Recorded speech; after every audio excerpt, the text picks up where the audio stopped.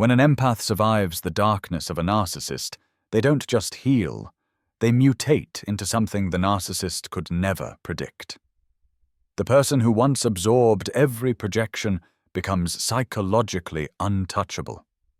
The soul that carried everyone's pain becomes the one presence that forces people to face their own. This transformation was at the heart of Carl Jung's most dangerous insight, that the only way to wholeness is through the shadow, and that some souls are chosen to carry more of it than others. Stay until the end, because we'll map every stage of this transformation, from the empath's fall into darkness to the birth of what Jung would call the integrated self. And if you've ever walked through hell and returned different, comment below. I made it back. Carl Jung believed that the psyche does not evolve through comfort. It evolves through conflict. And when an empath collides with a narcissist, that conflict isn't just emotional, it's atomic. Two forces meet, one that cannot bear to face its own darkness, and one that cannot bear to let anyone suffer alone. The narcissist runs from their pain. The empath runs toward it. That collision sets off a psychological chain reaction that changes both forever. At first, it feels like destiny. The empath feels seen, needed, maybe even chosen. The narcissist mirrors their light, reflecting back everything pure and beautiful they've longed to see in themselves. But slowly, the mirror cracks. The admiration turns into criticism. The warmth turns into withdrawal, and the empath, trained to fix, to soothe, to heal, starts trying harder. But what they don't realize is that the narcissist doesn't want healing. They want escape from their shame, from their fear, from the inner void they've spent a lifetime denying. So they hand that darkness to the empath, piece by piece, until the empath becomes the container for it all. Jung called this ancient psychological exchange participation mystique, an unconscious fusion where two psyches blend into one emotional ecosystem. It's invisible at first, but one day you notice you're carrying emotions that make no sense. You feel guilt without cause, anger without target, sadness without story. That's not empathy. That's possession. Your body becomes the stage where their unresolved trauma performs itself. Their rage becomes your anxiety. Their shame becomes your guilt. Their emptiness becomes your depression. It's as if their unspoken ghosts found a host, and that host is you. And yet, even as the weight grows unbearable, you keep loving them, because that's what you've always done. You believe that love can fix what's broken, that compassion can melt the armor of cruelty. But here's the truth Jung understood. Love cannot save someone committed to their unconsciousness. You can illuminate a shadow, but you can't drag someone into the light if they've built their identity in the dark. The narcissist's entire existence depends on disowning their pain. If they were to admit it, their mask would collapse, and so they project it onto you instead. You, the empath, unknowingly become their shadow mirror. Every emotion they refuse to feel, you start to embody. And when you finally begin to crack under the weight, they call you too sensitive, unstable, or crazy. It's projection upon projection, a hall of mirrors built from unconscious fear. Jung wrote that the meeting of two personalities is like the contact of two chemical substances. If there is any reaction, both are transformed. In this case, the reaction is violent. It burns away illusion. And one of you, usually the empath, is left standing in the smoke, wondering what just exploded. This is the moment when love stops working. When your empathy, once your superpower, becomes your curse. When every instinct to nurture begins to feel like self-betrayal. And it's in that moment, when you finally realize that your love cannot save them, that your care cannot reach them, that the real journey begins. Jung would call this the threshold of individuation, the point where your psyche demands that you stop living as someone else's healer and start reclaiming your own soul. The empath's descent isn't punishment, it's initiation. It's the psyche's way of saying, what you absorbed was never yours. From here, the story changes. The descent will strip away the illusions that made this fusion possible until only your authentic self remains, and the very darkness that once drowned you will become the source of your greatest power. Act 1. The Descent into the Shadow. Carl Jung called it the Night Sea Journey, a voyage through psychological darkness, where everything familiar is stripped away. For the empath, this journey begins quietly, almost imperceptibly. It's not a thunderstorm, it's a slow drowning. You start to notice that the people you've poured yourself into, the ones you've healed, protected, forgiven, don't want to change. They crave your light, not their own growth. And your endless giving, once your pride, begins to feel like self-erasure. At first you tell yourself you just need better boundaries, but deep down you know it's bigger than that. Your entire identity was built around helping others. And now, that identity is collapsing. Jung would call this the nigredo, the blackening, the first stage of alchemy, where the old form dissolves so that something new can be born. Everything you thought was solid begins to melt.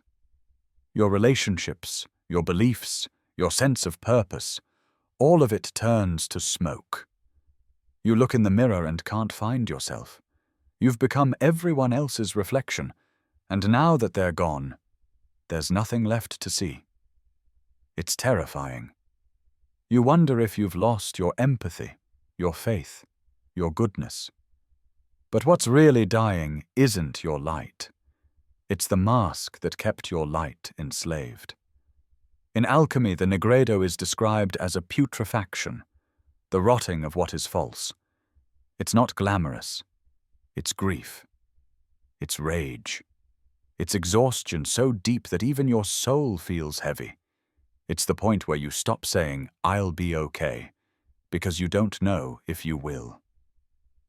Jung warned that this descent is inevitable for anyone seeking wholeness. You cannot integrate what you refuse to face. And for the empath, the hardest thing to face isn't other people's pain. It's your own. You've built a life around being needed. You've measured your worth by how much you can carry. So when the world stops needing you, you mistake it for rejection, when in truth, it's liberation. This is the underworld of the soul, a place without validation, without roles, without applause. No one thanks you for descending here. No one even sees it. But this invisibility has a purpose. The empath must lose the audience before they can hear their own voice. In myth, every hero faces this underworld. Orpheus descends for love. Inanna descends for wisdom. You descend for truth, for the moment when compassion stops being a compulsion and becomes consciousness. You may find yourself isolated, detached, even numb. Your body might revolt. Insomnia, anxiety, inexplicable fatigue. These are not malfunctions. They're your psyche's way of recalibrating.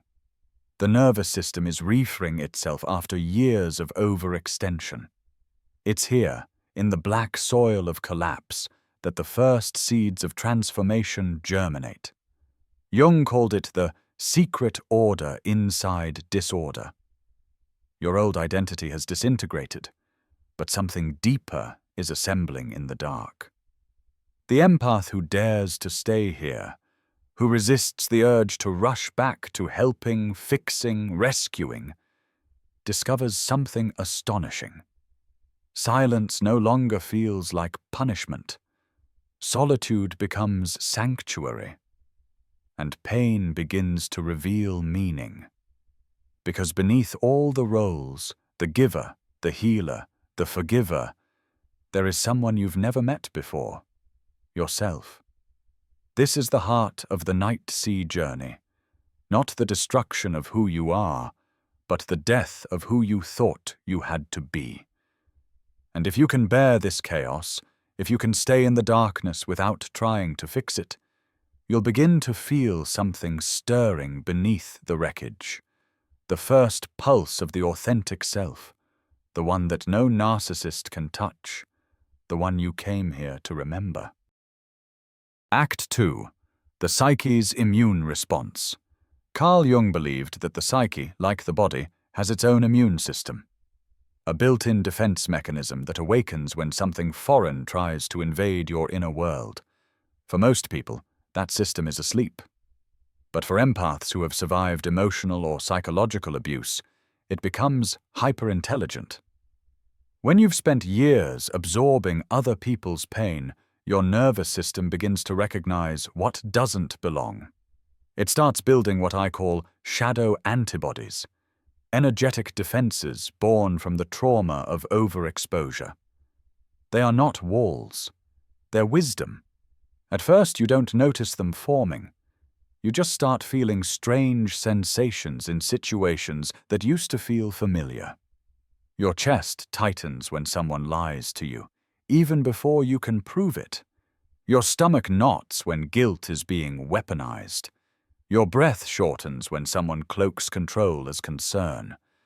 That's not paranoia. It's pattern recognition at a cellular level. Your body has learned the language of manipulation. It's evolution through pain. Each betrayal, each gaslight, each emotional ambush rewired your system to detect subtle frequencies that most people miss. The cost was high. Confusion, self-doubt, heartbreak. But in exchange, your psyche developed an intelligence that no book or therapist could give you, a felt sense of truth. Jung wrote, "There is no coming to consciousness without pain." Pain, he said, is the psyche's way of drawing a boundary where none existed before. When you've been someone's emotional dumping ground, your entire nervous system reorganizes to prevent it from happening again. It's not just psychological. It's biological. Your muscles remember the weight of false responsibility. Your breath remembers the rhythm of walking on eggshells. Your skin remembers the tension of enduring too much energy that wasn't yours. And so the next time deceit enters your orbit, your body warns you before your mind can rationalize it away. That's your first shadow antibody at work. Here's how to recognize them. Antibody 1. The tight chest. A subtle constriction when someone's words and energy don't align. It's your heart saying, "This love is conditional." Antibody 2. The shallow breath. You find yourself inhaling less when someone tries to make you feel guilty. Your body literally reduces intake, rejecting the emotional poison. Antibody 3. The heavy eyes. You start feeling drowsy around chronic manipulators. That fatigue isn't random. It's your psyche lowering the curtain to preserve energy. Antibody 4. The sudden calm. This one appears later, after healing. Instead of anxiety, you feel a strange, grounded clarity in the presence of chaos. It's not numbness. It's immunity. Over time, these responses become your internal radar. You no longer need to analyze every situation. You feel truth. You sense deceit, not as a theory, but as a vibration that doesn't belong in your field. This is what Jung meant by becoming conscious through conflict. The empath's pain was never meaningless. It was the psyche learning how to protect itself from unconscious invasion. Eventually, you stop over-explaining your intuition. You stop doubting the signals. You simply trust them. Your boundaries become physiology. You don't just learn to set limits, you become the limit. A living boundary that no longer absorbs, only reflects. Your energy, once porous, now behaves like skin. It feels, it senses, but it doesn't let the infection in. Jung said, "Knowing your own darkness is the best method for dealing with the darknesses of other people." That's the essence of the empath's evolution. Your darkness isn't contamination. It's your immune response. It's proof that your system knows the difference between what is yours and what is not. So the next time your body whispers before your mind catches up, when your pulse changes, your breath slows, or your stomach turns, don't dismiss it. That's not anxiety. That's awareness made flesh. If you've ever felt your body alert you before your brain could explain why, comment, "Antibodies online." It means your consciousness has learned to defend itself, and that means your light, for the first time, is truly your own. Act 3. The death of the false self. Eventually, there's nothing left to fix. You've apologized, explained, adjusted, and over-given. You've rewritten yourself 100 times, trying to preserve a piece that never existed. And then, one day, something inside you just stops. It's not anger. It's not rebellion. It's the end of pretending.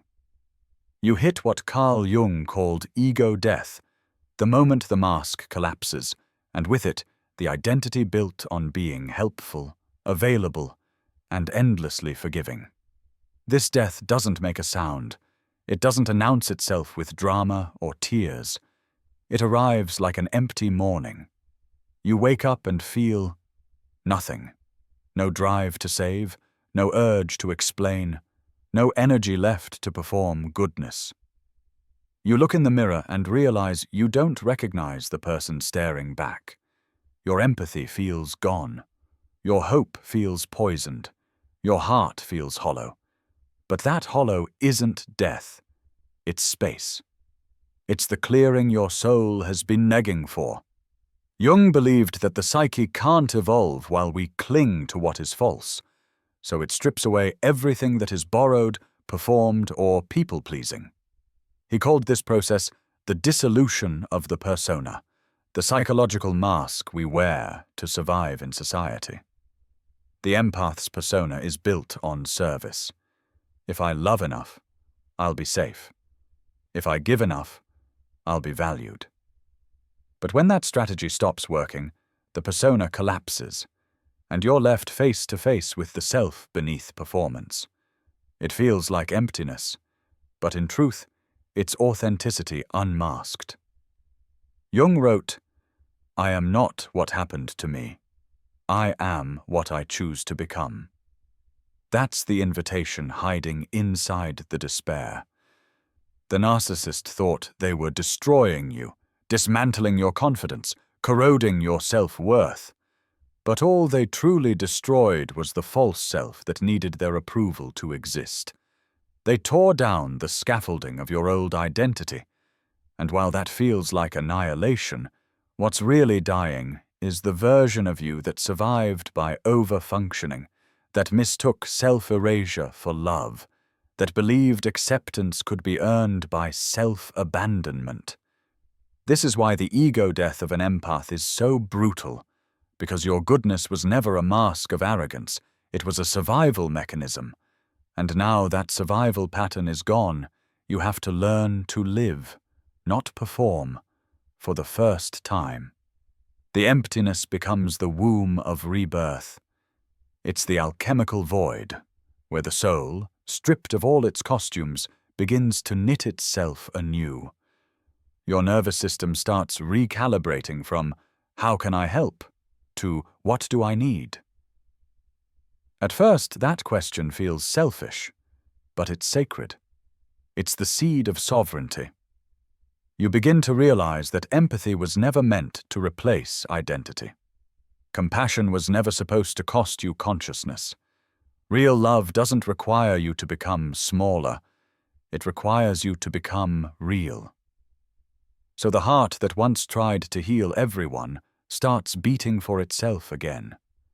The The silence that once felt like exile becomes a sanctuary, and the emptiness you feared becomes potential. Jung taught that every death within the psyche carries the blueprint for rebirth. In alchemical terms, this is the stage when the blackened ashes of the nigredo begin to shimmer with gold, because only after the burning can you see what was indestructible all along. The narcissist believed they were consuming your light, but in truth, they became the furnace that refined it. They didn't destroy you, they destroyed your illusion, and what remains is not a weaker version of you, but a soul forged in fire, conscious, unbreakable, and finally your own. Act 4. The Rebirth. The integrated empath. Out of that long, quiet death comes something that feels almost supernatural. When everything false has burned away, what's left is what Carl Jung called the self, the archetype of wholeness that lives beneath every mask. It isn't a role or a personality or an identity that needs to prove itself. It's the unchanging center of your being, the part that was always there beneath the noise. This is the birth of what I call the integrated empath. You don't lose your sensitivity. You refine it. Your empathy no longer leaks out of you uncontrollably. It radiates from you like light through clear glass. You feel everything, but you only keep what belongs to you. You love deeply, but now that love has borders. Your compassion is no longer naive. It's precise. You've learned to see the difference between connection and consumption, between being kind and being used. And that shift, invisible to most, marks the end of codependence and the beginning of sovereignty. Jung wrote, "Knowing your own darkness is the best method for dealing with the darkness of other people." You've lived that truth. You walked through your own fire, met your shadow, and made it conscious. That's why you're no longer afraid of other people's darkness, because you've already befriended your own. Once you integrate your shadow, manipulation stops working. You can feel projection before it lands. You can sense dishonesty without needing proof. People can still lie to you, but your body doesn't believe them anymore. Your nervous system hums with clarity, not suspicion, just truth detection. The integrated empath doesn't fight darkness. They transmute it. They've learned that pain isn't the enemy. Denial is. So when others project, you don't react. You reflect. Their anger meets stillness. Their shame meets understanding. Their chaos meets structure. Your presence itself becomes corrective. This is the point where empathy transforms into power. Not power over others, but power within yourself. You no longer need to save anyone, because you finally know how to stay saved. You no longer seek peace from people who thrive on conflict, because you carry peace inside your own skin. For the first time, your sensitivity feels like strength. You sense the moods in a room but aren't pulled by them. You can sit with someone's pain without absorbing it. You can witness suffering without drowning in it. That's not coldness. That's mastery. You've become the calm in the storm instead of the sponge that soaks it. The energy that once scattered trying to fix everyone now forms a magnetic field around you. Quiet, grounded, undeniable. That's why some people react strangely. They feel seen, exposed, or even unsettled in your presence. You've become what Jung called a container of consciousness.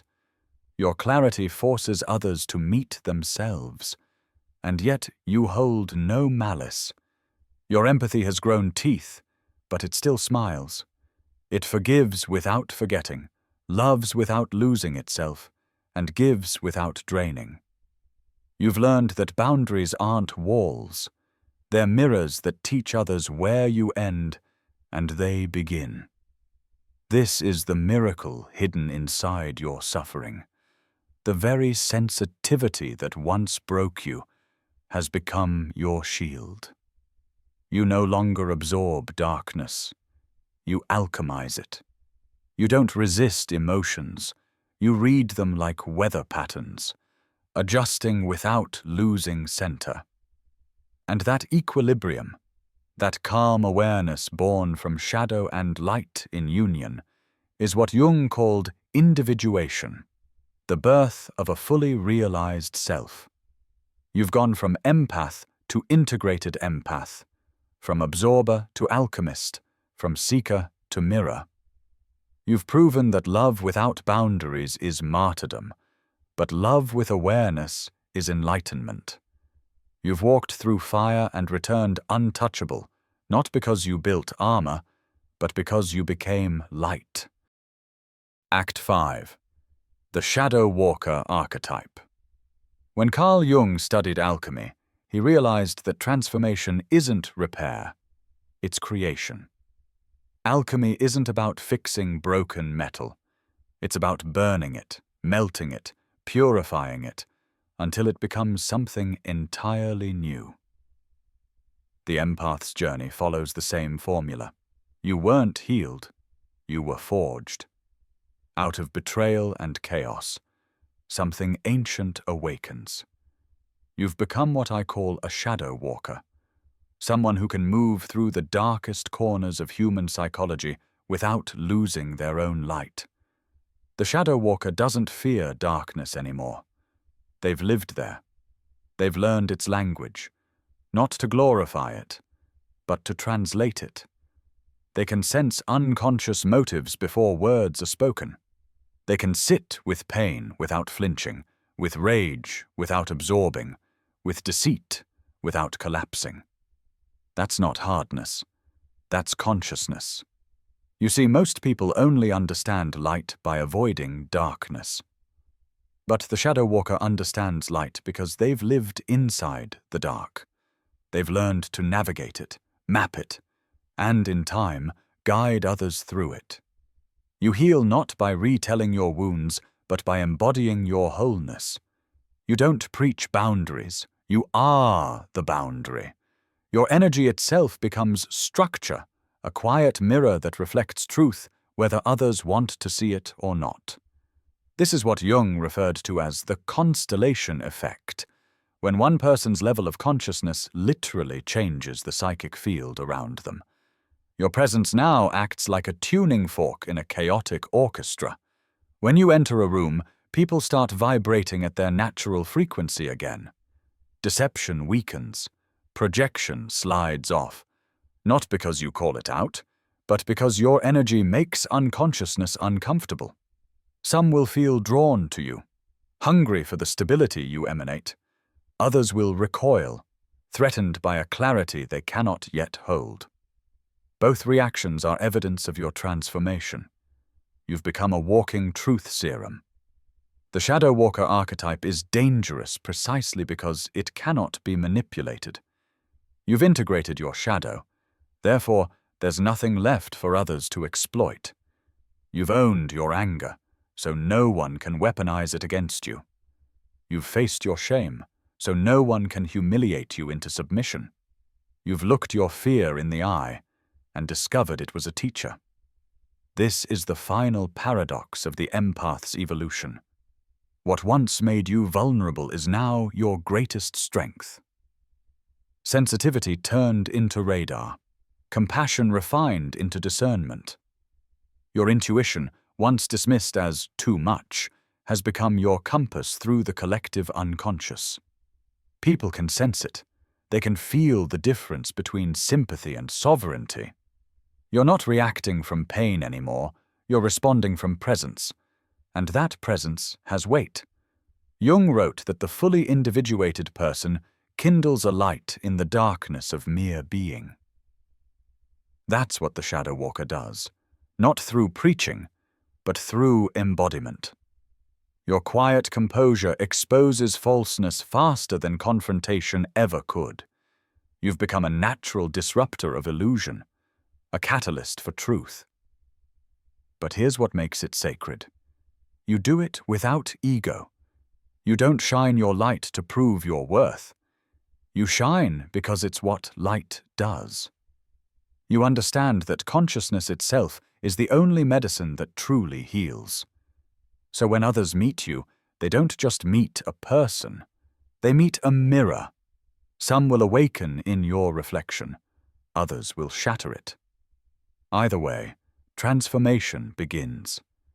You are no longer the empath who absorbed everyone's pain. You are the shadow walker, the one who walked through hell carrying nothing but love, and returned with wisdom that can't be taught, only lived. Your existence destabilizes lies, disarms manipulation, and invites authenticity wherever you go. People sense something both dangerous and sacred about you, because you've mastered the one alchemy that truly matters, turning darkness into consciousness. Act 6.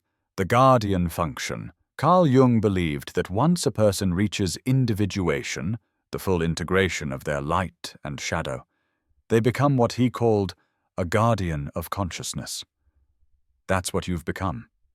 You're no longer a sponge soaking up other people's emotions.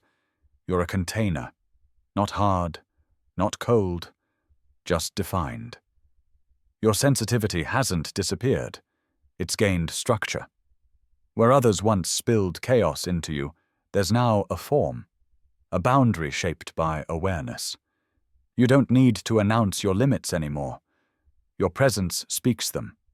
The calm in your energy tells the world, I know where I end, and you begin.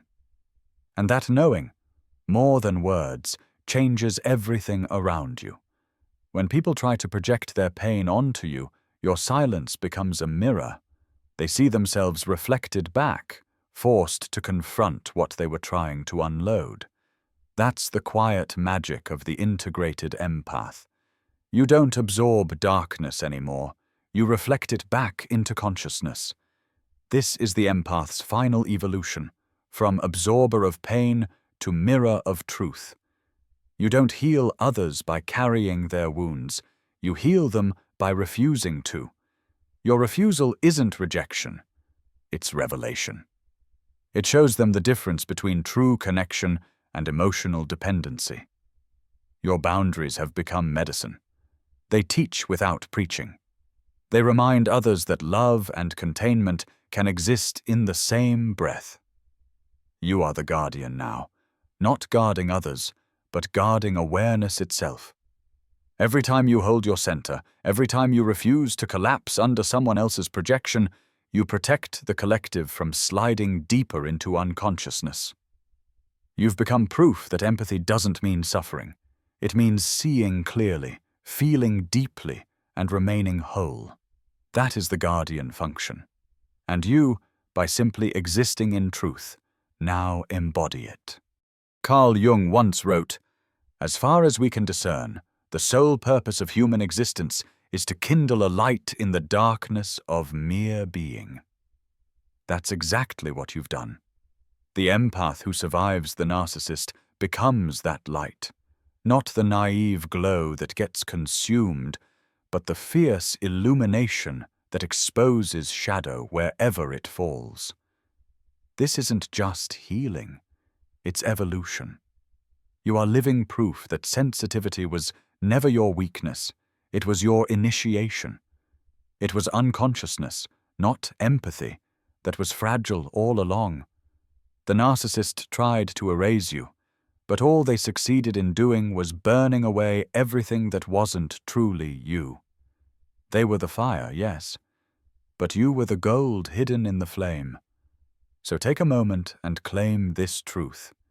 If you've walked through darkness and come out radiant, comment below. I walk in light and shadow. And if you're ready to keep rising, watch the next chapter. The final mask narcissists wear, and the 5 words that end the dance. Because your transformation isn't the ending. It's the threshold of something larger, the beginning of psychological sovereignty, where your light no longer flickers in fear, but burns steady. Conscious, compassionate, and completely your own.